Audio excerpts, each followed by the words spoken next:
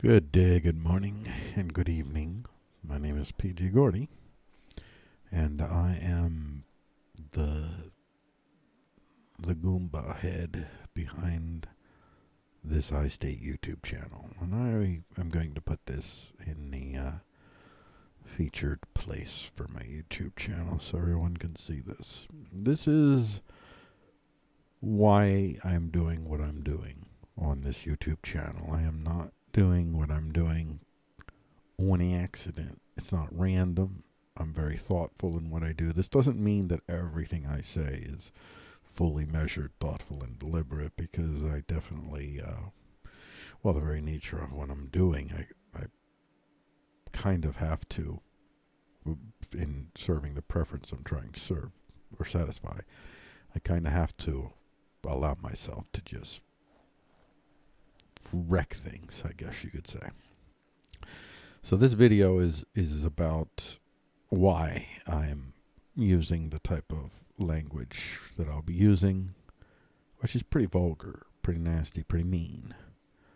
And some caveats as far as anybody who might actually like what I have to say.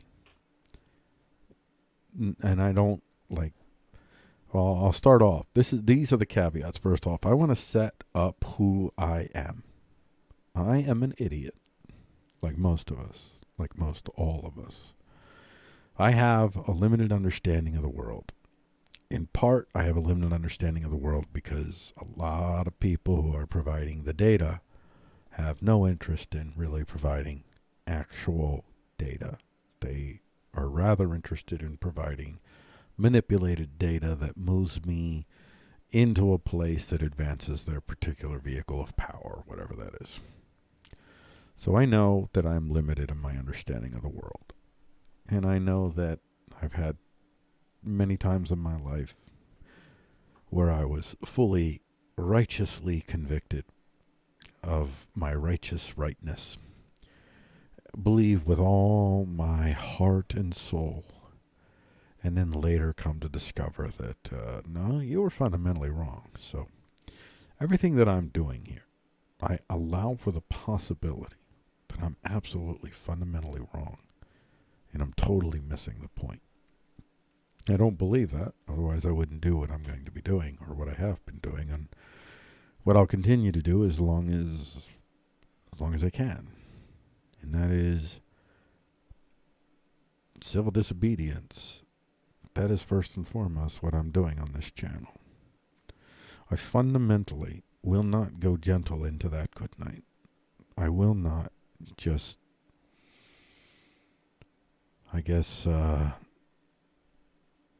surrender my sovereignty, if you will. Not that I believe sovereignty is really a thing, but it's a convenient placeholder. I will not surrender my sovereignty, my personal sovereignty, to you because of your moralistic, apoplectic declarations. I will not ever accept some of the standards that the SJW fascist is attempting to force on all of us by any means necessary, violent means.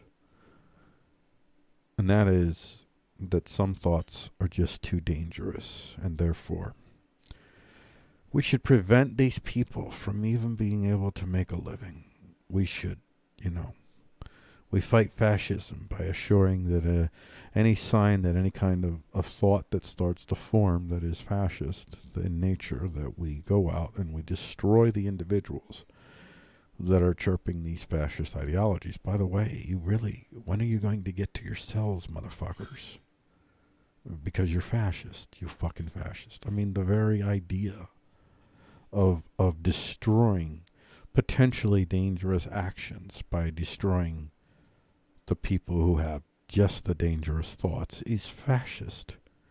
It's authoritarian and controlling and dangerous. And I don't care what moral spooks you use to justify it.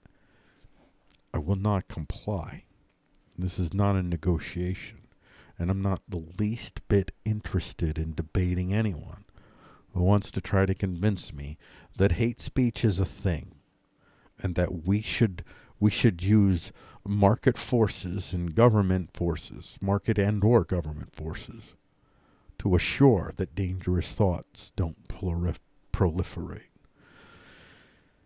I'm here to say fuck you. Anybody who's trying to stop dangerous thoughts from being heard can go fuck themselves. Unless your dangerous thoughts are a direct call to violence against specific individuals,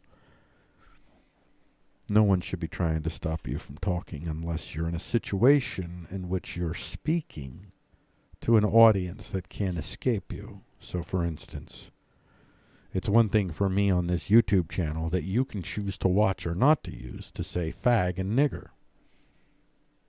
It's another thing for me to say in a classroom with kids who have to go to my classroom fag and nigger. If I say fag and nigger in that classroom, I deserve the cancel culture.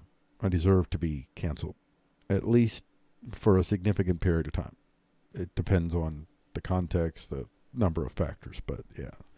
I wouldn't necessarily ever want to put someone in a place where we just assume that we can cancel people permanently. That's fascism.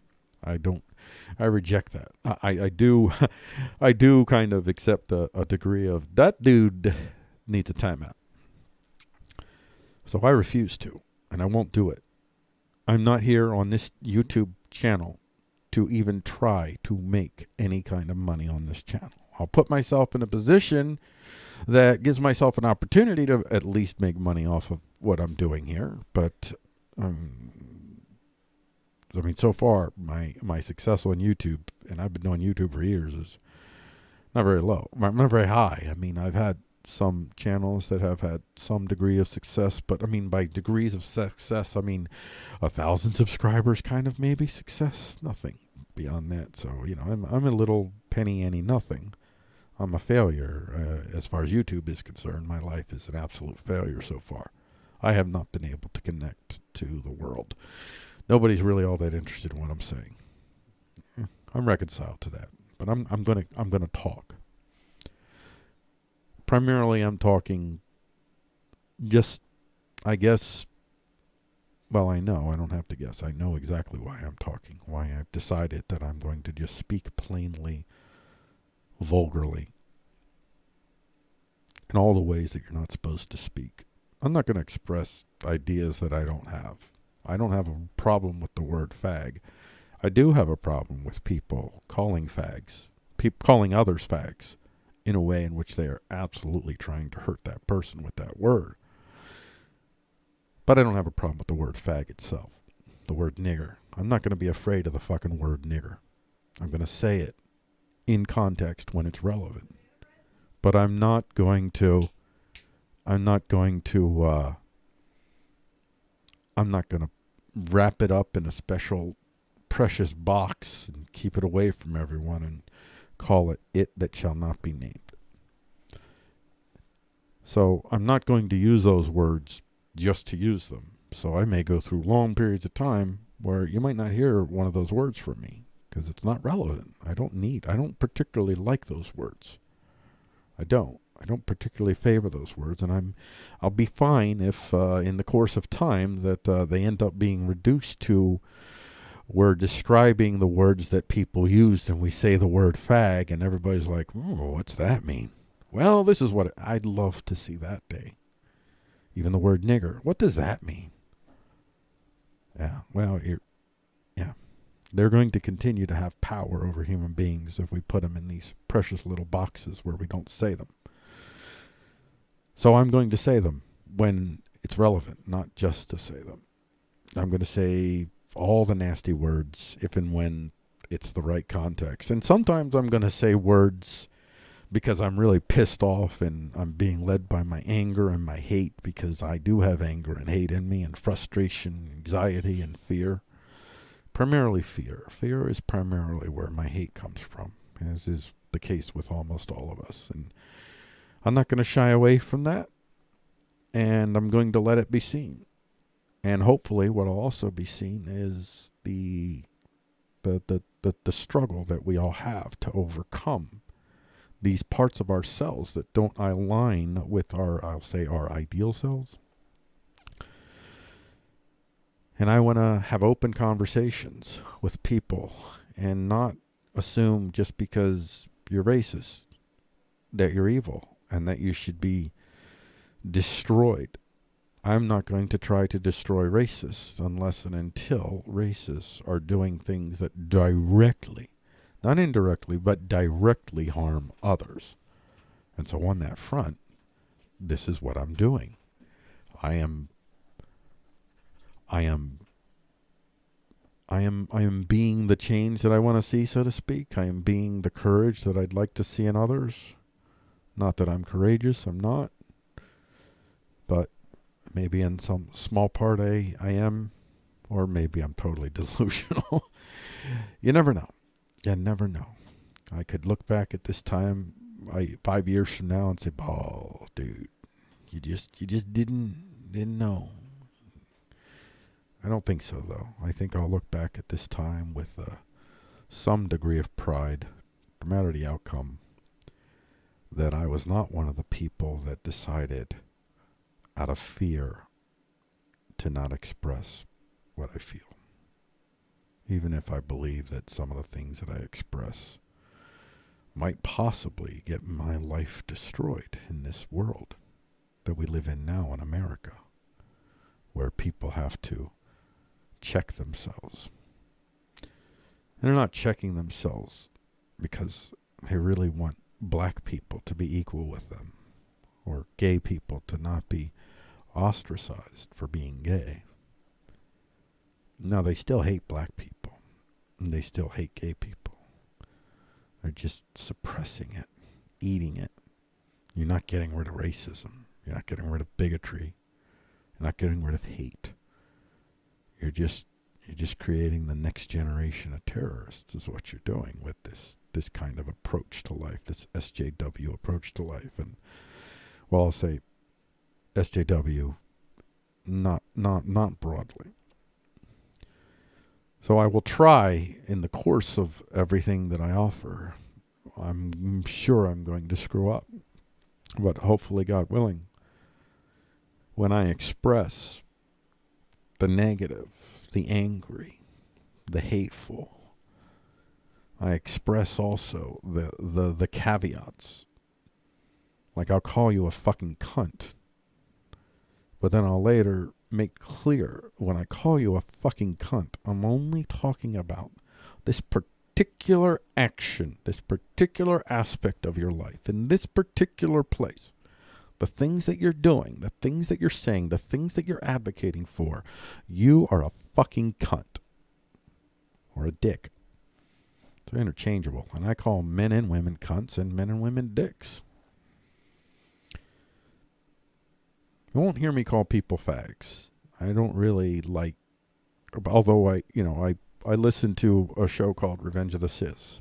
I really like it. And actually, it was listening to that show that kind of made me think, I have been trying so long to try to be so careful and circumspect and measured. And maybe in the end I'll decide I should have kept with that, but I think it's important for us not to be so circumspect and measured right now. I think it's important for us, more and more of us, to come out. And one of the things I like about Revenge of the Cis, I love about Revenge of the Cis, even though they're self-described nationalist libertarians or light fascists, as another phrase that I've heard them use, and I'm not any of those things. I'm not even a libertarian. I mean, I don't know what a libertarian is. It depends on who you talk to. And there's leftist libertarians, rightist libertarians, but I'm not a libertarian. I'm definitely not a fascist. I don't like fascism. I don't like light fascism. I don't like nationalism. I don't like states. I love America. The people. And I believe that we have a people that were rested in, I wish it was something different, but it's something. And it's something I believe that ultimately is a consensuality builder and creator, and that's why I'm okay with advocating for its propagation, even though I wish we could get past standing on this ideational standard and stand on our preferences instead, but be that as it may. And it's the Bill of Rights. That's the simple Bill of Rights. The values articulated therein, I'm not saying whether they're ideationally correct, or whether they're the best or the worst or the absolute truth, but I will say that they're useful. They're extremely useful for people such as me that are vulnerable, that are weak, that have no real power in this land.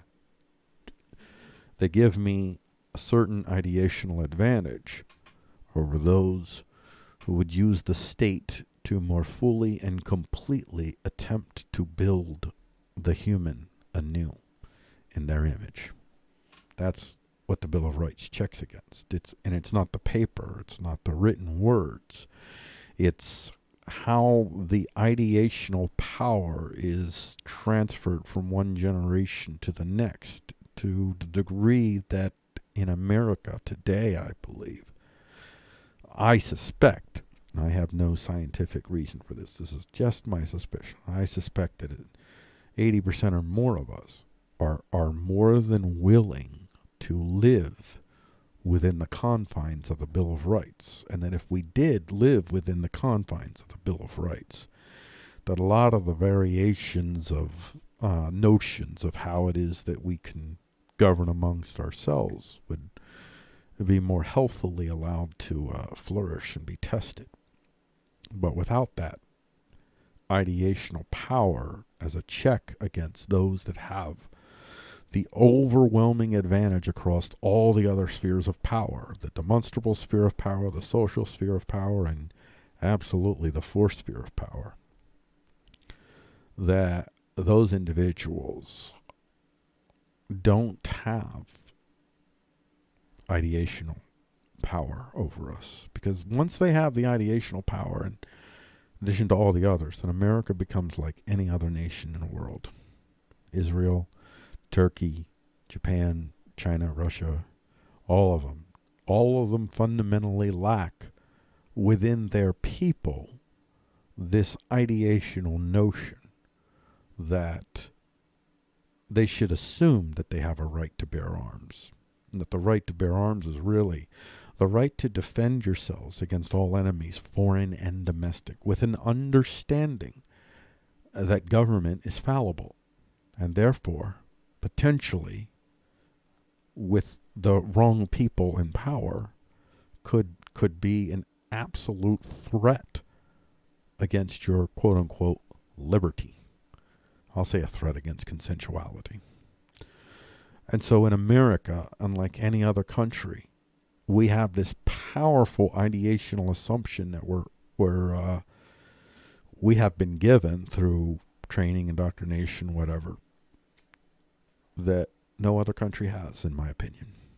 And I want to preserve that, not because I think it's awesome and great and the best thing in the world, but because within this reality of power, within the confines of these coercive enterprise governance models that we have around us, I find it to be incredibly valuable to we the poors to hold on to, or to die trying. And I will die trying. I can't do anything else. I cannot function in a world that tells me that I have to keep my fucking mouth shut, that I have to watch my words because my words might offend someone. Again,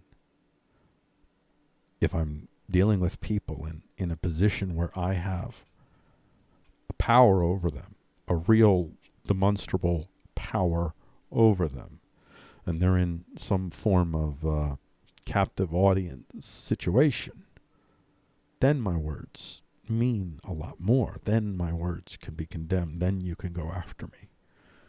But if I'm doing a fucking YouTube channel and you can fucking turn the channel and you're afraid of the ideas alone, and for that, because you have deemed me a racist, a bigot, a homophobe, whatever the fuck else you want to deem me. Listen, I am a homophobe. I'm gonna fucking say it. I'm a homophobe. But I don't think I'm a phobe so much as I legitimately have a reason to fear homosexuality. Not in and of itself. I don't really fear homosexuality. What I fear is how homosexuality is being used as a shield to go after thought, to go after speech, to go after the right to self-defense. Right. I use that word loosely. I don't believe in rights, but I do believe in the ideational, useful power, the useful ideational power of rights. Again, I wish we could move past the whole idea of rights and strip it down to what your preferences really are that lead you to the conclusion that it would be untenable for you to desire to live in a land in which you could not have guns or you could not say fag. Or whatever other word you decide the next day. Today it's fag, tomorrow it might be Christian. Or right-winger. Maybe you call someone a right-winger, and now the new regime has found some semantic goobity-gook way to morally browbeat people to never say right-winger about someone because that's whatever. And then you'll end up in jail because you call someone a right-winger. You know, you're going to throw people in jail, which is where you're heading for saying fag. You're literally having governments that are writing laws that say you can't say bitch. Call a woman a bitch, and that's a hate crime, and you end up in jail. Fuck that shit. I think what should happen in New Hampshire is people should run around saying women are bitches. Just fucking do it. Women aren't bitches. Well, some women are. Some men are bitches. Whatever your definition of bitch is. To me, a bitch is someone who is so fucking self-centered that they have no desire, no compulsion, no worry whatsoever that their actions are harming others, and they have a disproportional sense of offense that the other is perpetrating against them while they are doing mostly the same thing to that person. And bitches come in all flavors, sizes, and colors. You can be a gay bitch, or you can be a heterosexual bitch. You can be a Christian bitch. You can be a black bitch. I'm not getting rid of that fucking word bitch. Just not doing it. Arrest me. Yeah. So this video is, or this channel is about civil disobedience. Primarily the civil disobedience is aimed at a part of the government that we now understand as government. Now that we've gone through a few years where we have watched the rise of international corporations that control our ability to communicate with one another, and are now our ability to communicate one another, our ability to pay one another, and they're using their position of power, their power advantage, their ill-gotten, coercive, supported, and empowered advantage over all of us to enforce their dark fucking morality on the rest of us. So this is me telling YouTube, fuck you. Eventually YouTube will probably shut this channel down. And who knows? I mean, if it even gets any views. Maybe the bots will automatically nuke me before anybody sees any of my shit. But you know what?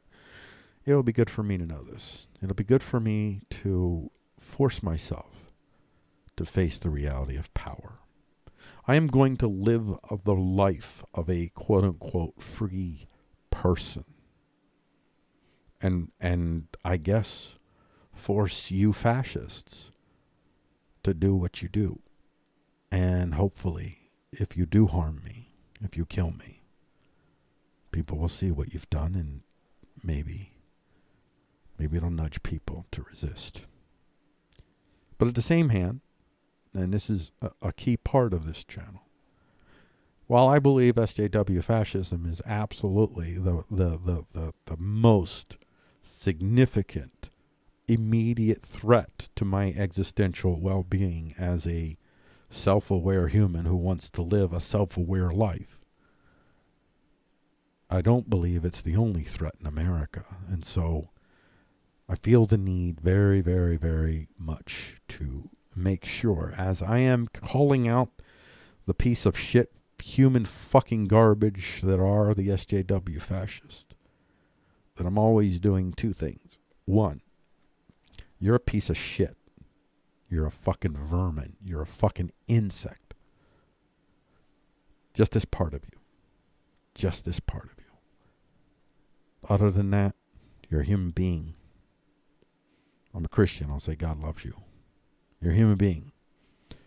And we shouldn't forget that you're a human being. And we shouldn't put you in a position of subhuman. And I won't, God willing, I hope I have the strength to not give in to my base self. Yeah, based. Call yourself based. Fuck that. That's just so fucking evil. Subjectively speaking. I don't want my base self to become the driver. But I'm willing to let my base self take some fucking swings. I ain't got a problem with that. But I want to make sure that I continue to offer the counter, which is it's okay. It's totally fine to feel like these people are subhuman pieces of fucking idiotic garbage. To feel it. Even to express it to some degree. Again, with the caveats being if you're expressing it in venues in which people are captive audiences, that's where you should be held accountable. But if you're expressing it in venues in which people can turn a channel or not even see you or not read your stuff or whatever, then shut the fuck up. So I want to make sure that we're offering to all of us who are so fucking mad and pissed off and done with you assholes, that these assholes are still human beings. Many of them are really wonderful in a lot of ways. It's just this one area in their life. I have areas of my life, scotoma as you call them, blind spots, where I'm sure, I mean, I don't know what they are because if I did, they wouldn't be a scotoma. But I have areas of my life in which I just don't see what an asshole I really am. And I think that's the same for them. I think that, I mean, some of them are probably assholes through and through. And as a matter of fact, I will say SJW fascism, it rewards the worst amongst us. And so the people that you're largely going to see are the ones that are actually assholes through and through. But the rank and file, hardly any of them are that person. Almost all of us are, dare I say it, decent people. We recognize our frailties and our limitations. And as such, we understand that when we advocate for systems that fundamentally disadvantage we frail and we weak, that we end up hurting ourselves. And so that is what compels us to not want to dehumanize the people around us, even if we're totally pissed at them. And I'm really pissed at you, SJW fascist. I'm up.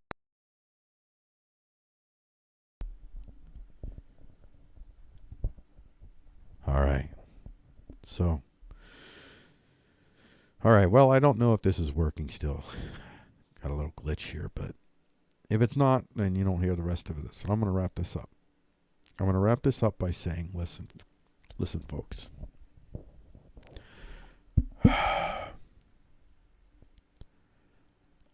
We are fallible. We are limited in our understanding of the universe. And we are largely being fed information from centers of power that have no real desire to give us the plain, true reality that we actually exist in.